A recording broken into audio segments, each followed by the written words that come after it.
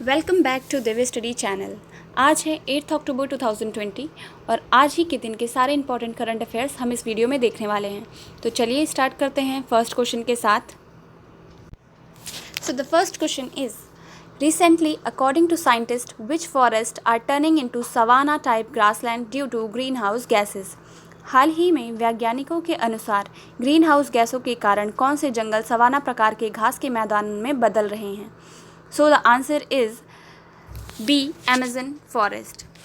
अभी हम आपको बहुत ही इंपॉर्टेंट बातें बताएंगे अमेज़न फॉरेस्ट के बारे में और सवाना टाइप ग्रासलैंड्स के बारे में, जिसके बारे में आपको शायद ही पता हो। तो चलिए स्टार्ट करते हैं इन्फॉर्मेशन को ग्रैब करने के लिए। सबसे पहले हम जान लेते हैं कि अमेज़न फॉरेस्ट क्या होते हैं, ये कहाँ पर है और इसकी खासियतें क्या हैं। अमेज़न फॉरेस्ट साउथ अमेरिका में है, जो कि इक्वेटर पर है। इक्वेटर के आसपास पूरा अमेज़न फॉरेस्ट फैला हुआ है, जो कि बहुत से देशों में है। इतना बड़ा है कि ये एक देश में नहीं, जैसे कि ब्राज़ील में है, पेरू में है, इक्वाडोर में है, और भी बहुत से ऐसे देश हैं जहाँ पे अमेज़न फॉरेस्ट फैला हुआ है। तो अमेज़न फॉरेस्ट किस टाइप का फॉरेस्ट है? तो वो एक वर्षा वन है, मतलब रेन फॉरेस्ट है।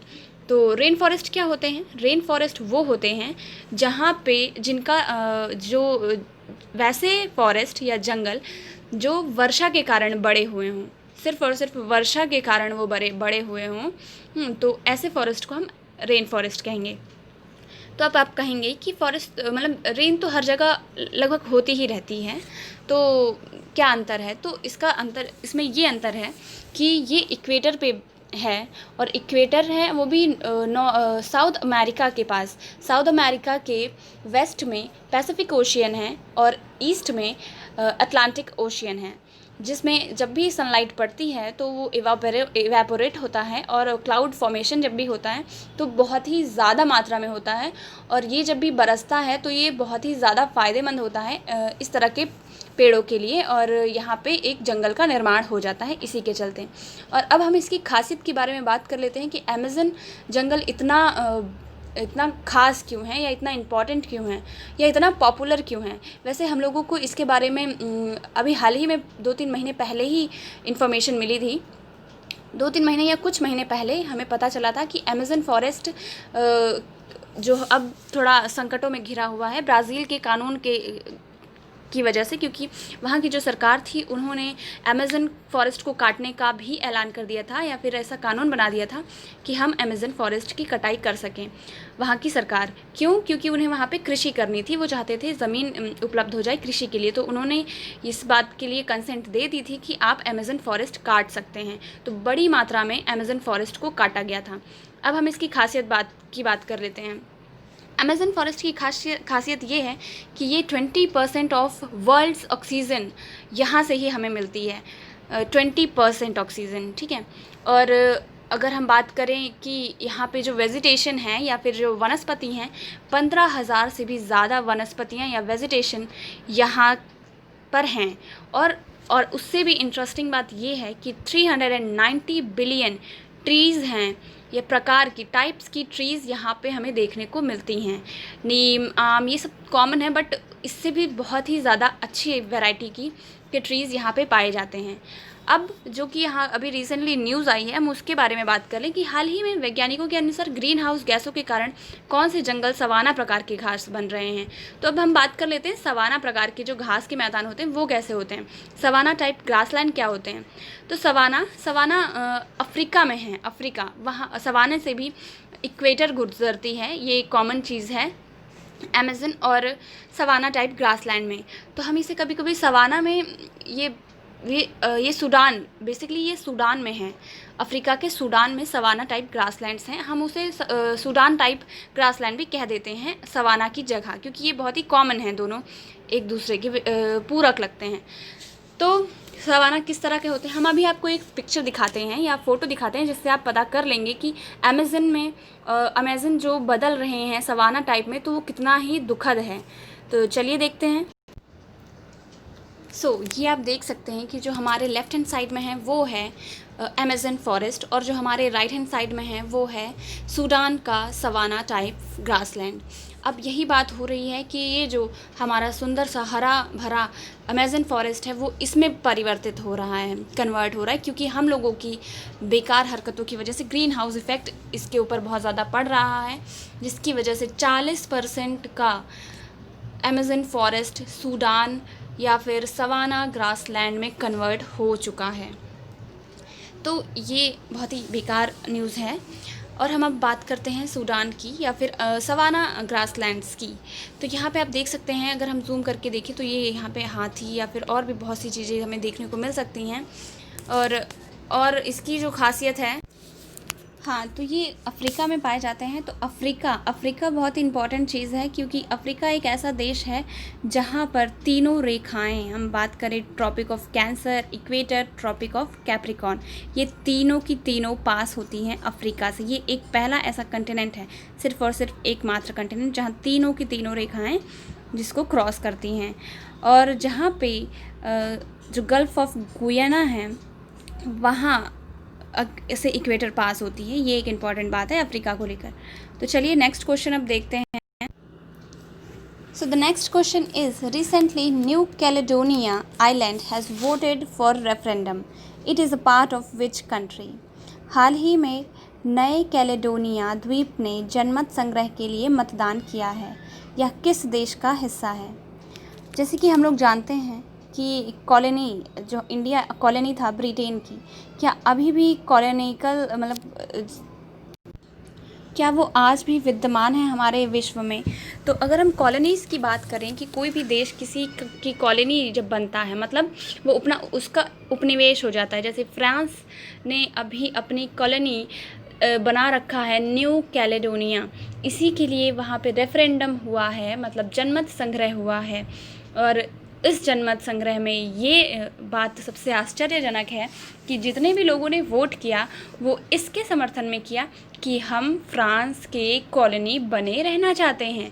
हमें कोई दिक्कत नहीं है कि अगर फ्रांस हमारे ऊपर अपना शासन चला रहा है तो ये सरासर एक ऐसा रेफरेंडम है जो अविश्वसनीय है, but it is an voted thing. ठीक है, तो फ्रांस है इसका आंसर, कि वो फ्रांस की कॉलोनी है। तो चलिए आगे बढ़ते हैं और थर्ड क्वेश्चन देखते हैं। So the third question is, recently polygraph test was in news. It is to be practiced by which state administration? हाल ही में पॉलीग्राफ परीक्षण समाचार में था। यह किस राज्य प्रशासन द्वारा किया जाना है? तो आंसर है इसका बी उत्तर प्रदेश। उत्तर प्रदेश में, जैसे कि हम लोग जानते ही होंगे, इतनी पॉपुलर न्यूज़ हो चुकी है ये अब, कि वहाँ पे हाथरस का जो भी केस था, उसी के लिए जो भी वहाँ उससे रिलेटेड जितने भी लोग हैं उसमें लिप्त हैं, उन सब का पॉलीग्राफ टेस्ट होगा। और ये टेस्ट क्या होता है? इस टेस्ट के द्वारा हम झूठ पकड़ते हैं। इसमें हमारी जब हम सवाल करते हैं किसी से, मतलब जो ऑफिशियल्स होते हैं वो सवाल करेंगे और सामने वाले इंसान का पॉलीग्राफी टेस्ट इस तरह से होगा, उसकी पल्स देखी जाएंगी कि जब वो आंसर दे रहा है तो उसकी पल्स कितनी है, उसकी हार्ट बीट्स चेक करी जाएंगी और उसके हाव भाव या उसके चेहरे का रंग, इस तरह से हम इस पॉलीग्राफी टेस्ट होता है, इसी को कहते हैं। तो ये अभी किया जाएगा उत्तर प्रदेश में हाथरस केस के सिलसिले में। तो चलिए उत्तर प्रदेश के बारे में कुछ देख लेते हैं। उत्तर प्रदेश की कैपिटल है लखनऊ, गवर्नर हैं आनंदीबेन पटेल, चीफ मिनिस्टर हैं योगी आदित्यनाथ, लोकसभा सीट्स हैं 80, राज्यसभा सीट्स हैं 31, लेजिस्लेटिव असेंबली हैं 404, लेजिस्लेटिव काउंसिल हैं 100, और यहाँ का जो इम्पोर्टेंट नेशनल पार्क है वो है Dudhwa national park. Next question, recently a committee formed by Supreme Court has submitted its report on Char Dham project. The committee is headed by whom? हाल ही में सर्वोच्च न्यायालय द्वारा गठित एक समिति ने चार धाम परियोजना पर अपनी रिपोर्ट प्रस्तुत की है। समिति का गठन किसकी अध्यक्षता में किया गया? So the answer is A, Ravi Chopra की अध्यक्षता में एक कमेटी का फॉर्मेशन हुआ जो अपना फैसला दे चुकी है, अपनी रिपोर्ट दे चुकी है चार धाम प्रोजेक्ट पे। क्योंकि चार धाम प्रोजेक्ट क्या है, पहले हम लोग जान लेते हैं चार धाम प्रोजेक्ट क्या है। तो चार धाम प्रोजेक्ट है कि रोड्स को आपस में कनेक्ट करने के लिए, ताकि हमारा चार धाम यात्रा करने का जो है वो बहुत ही कम दूरी में या फिर बहुत ही कम समय में हम उसे कर सकें। इसी के लिए रोड का निर्माण किया जा रहा है सेंट्रल गवर्नमेंट के थ्रू। तो चार धाम कौन कौन से हैं? गंगोत्री, यमुनोत्री, बद्रीनाथ और केदारनाथ। ये 4 जगह हैं, प्लेसेस हैं जिन्हें हम चार धाम कहते हैं।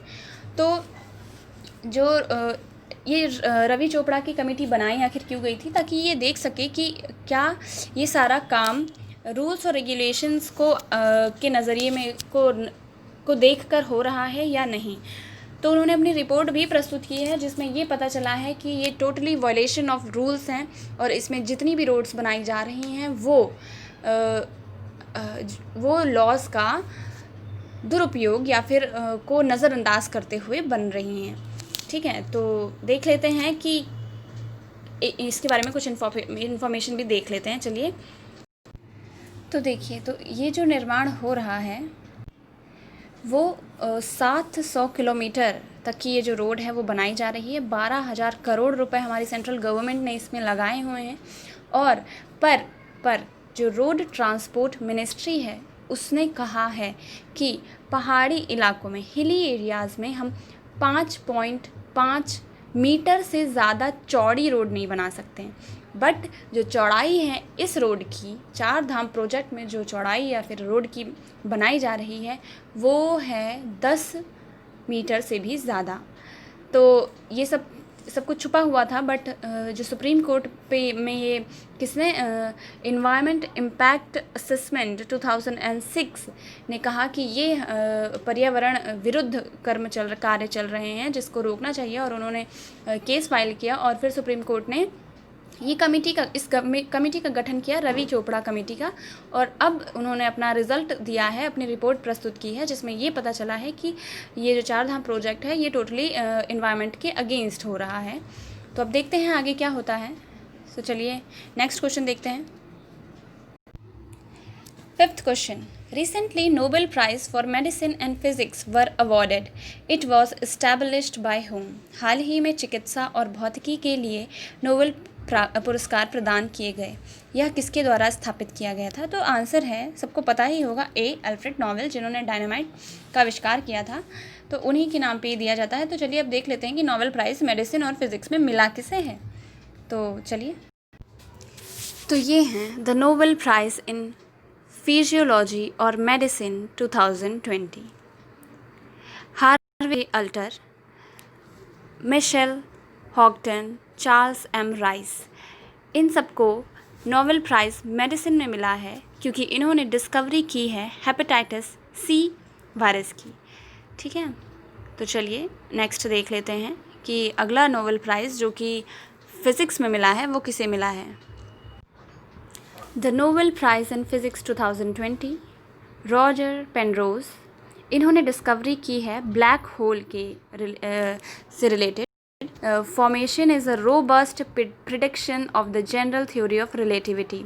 ठीक है, तो ये हैं रॉजर पेनरोज, जिन्हें ब्लैक होल की डिस्कवरी या फिर उससे रिलेटेड तथ्य को बताने के लिए नोबेल प्राइज़ फिज़िक्स में मिला है। और 2 लोग, रेनहार्ड जेंजल एंड एंड्रे जेज, इनको सामूहिक रूप से मिला है। मतलब 50% अकेले रॉजर पेनरोज को और बाकी 50% रेनहार्ड गेंजिल और एंड्रयू गेज को मिला है।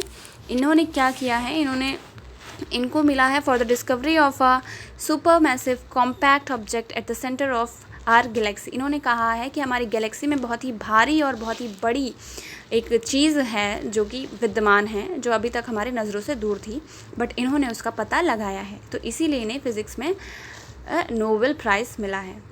सो नेक्स्ट क्वेश्चन देखते हैं। The government of India is to buy Sprut light tanks for army from which country? So the answer is Russia, B.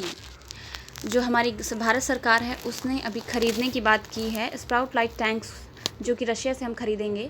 तो ये क्या है, ये टैंक कैसा होता है? ये टैंक इतना लाइट होता है कि हम इसे हवा, मतलब इतनी ऊंचाई से भी हम इसे नीचे ड्रॉप कर सकते हैं और इसे कोई भी हार्म नहीं होगा क्योंकि ये बहुत ही लाइट है। ये किसने बनाया है? रशिया ने बनाया है। तो यही ख़ास बात है और इसे ख़रीदा जाएगा। अभी वो बनाया है और बना भी रहा है, उससे पहले ही एडवांस प्री बुकिंग कर दी है इंडिया ने। तो नेक्स्ट क्वेश्चन देखते हैं। Recently, DRDO has successfully tested smart system from Odisha. What is a smart? Actually देखिए, वैसे हिंदी में पढ़ते हैं। हाल ही में DRDO ने ओडिशा से स्मार्ट सिस्टम का सफल परीक्षण किया है। स्मार्ट प्रणाली क्या है? तो वो एक टॉरपीडो है।